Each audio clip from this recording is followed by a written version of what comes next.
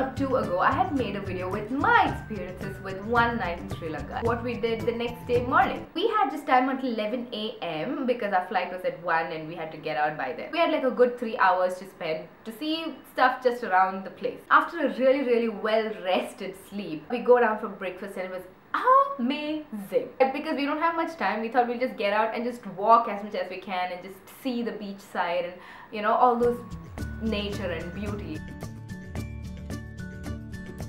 So we get out and we're walking and we're walking and we're walking and we realize this is just like a hotel street. We're just going on walking and we're not reaching anywhere. So we're like, you know what, we'll just go back and ask the receptionist the nearest place and blah blah blah. So we go there, ask the receptionist where do we go. He's like, just catch a tuk tuk guy, but pay him by meter. Don't fall for one of those I'll take you everywhere kind of scheme. Over here, we were actually waiting for the traffic police to let us cross the road, so he would stop the rest of the traffic and just let us cross the zebra crossing. And here we go! So we see an auto guy just outside the hotel and we're like, awesome, can you take us to Peta Market? And he takes us to Peta Market, but the traffic is horrible. It's just like that time where everybody's like on their way to their offices and schools and all that. Oh, by the way, over here we were waiting for the train to pass and you can actually see the train start right about now. Yep. So he's like, actually gonna waste time by going to Peta Market because by the time we reach there it's gonna be 10 and they're just gonna open the market by 10 anyway, so there's no point in you reaching before that. Can I suggest you something? We were like, uh-oh, this is what the receptionist asked us not to do. But then we were like, we don't have any other option. We're like, alright, you suggest your thing, mister. And he was like, there is this sale in this gem shop and if he takes us to the gem shop, he's gonna get 1 liter petrol free and you guys can at least just look, and if you're interested, get some stuff here. If you're not interested, don't even get stuff. I'll take you to other places nearby.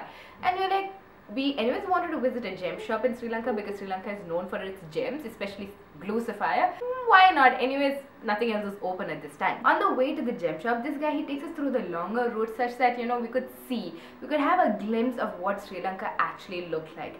And I take back everything I said about being polluted and all that kind of stuff because Sri Lanka is beautiful. Okay, I can't say Sri Lanka because I didn't see Sri Lanka. I just saw Colombo, which is the capital of Sri Lanka, and maybe we can make a judgment from that, right? They have extremely well laid, well maintained roads and it's clean. Nobody throws garbage out on the walks, and he also showed us the old parliament building, and we also saw that all the buildings resemble, they kind of had a British touch to it. And then he told me that these are the same buildings that the Britishers had built back during their reign over Sri Lanka, and they haven't really demolished any of it. They just maintain and keep it pretty and strong and healthy. Cops are there like on the middle of the road on horses. I mean, how much more divine can it get from that? We get to the gem shop.